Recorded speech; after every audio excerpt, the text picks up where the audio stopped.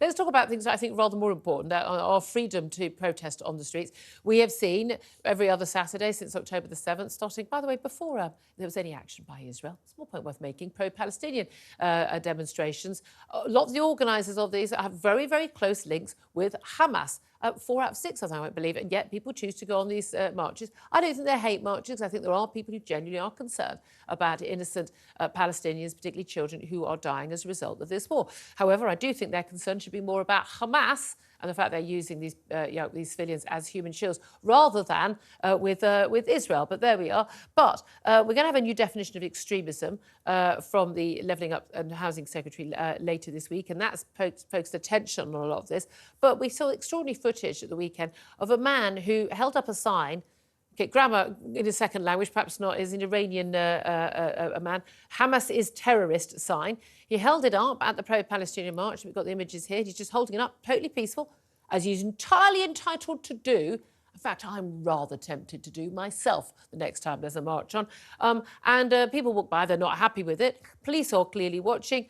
He is then basically attacked by men who rip the sign from him. He is then chased by police, pulled out, and he is arrested. Later, he is what's called de-arrested. However, the men, as far as we're aware, who ripped away his sign, which is a criminal act, blatantly in front of many dozens of people, was not arrested. What does that tell us about our two-tier policing, Sam? Well, it firstly tells me, and I disagree with you here, this is a hate march. If you are incapable of walking past somebody holding up a sign that you disagree with without resorting to physically... No, but most people did walk past without resorting to physical violence. I'm sorry, since when have we drawn this as the standard? If there is a group of you amongst a protest that cannot physically walk past someone who is holding up a sign with which they disagree without resorting to physical violence, this is a hate march, OK? And then for the police, the Metropolitan Police, to turn around and say, aha, I know who we're going to nick for this. Not the mob, not the riot, not those committing, in my opinion, a fray or violent disorder, serious criminal offences.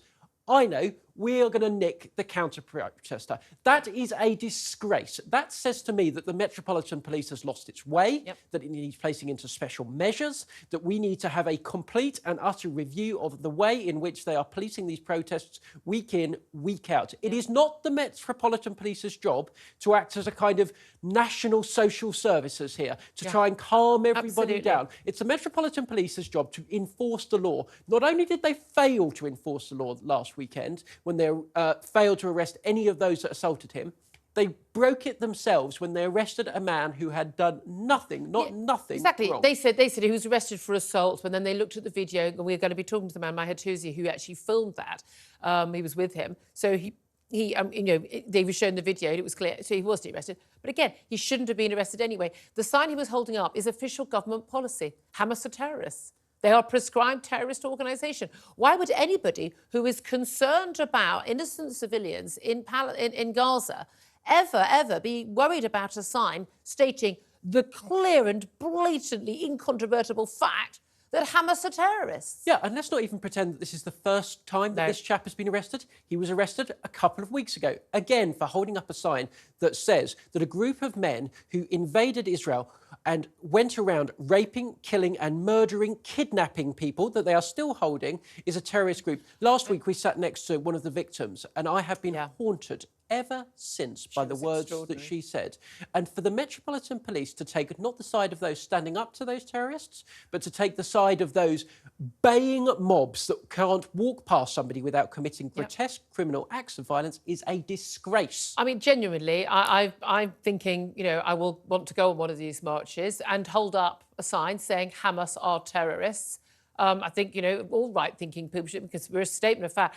I was thinking I'd want to stand near the police so I could be safe, because I would not trust the people in that crowd to maintain my safety. But I wouldn't trust the police now. Now, if law-abiding citizens cannot go on a supposedly peaceful march, a humanitarian concern march, and hold up a sign that is official government policy and an incontrovertible fact, I don't think that those marches are safe to be on our streets. That seems very clear to me. But there we are. Old-fashioned, freedom of speech actually being there, but not freedom to intimidate. I mean, this isn't complicated. I wonder whether the government's going to get that balance right when they have their new extremism definition.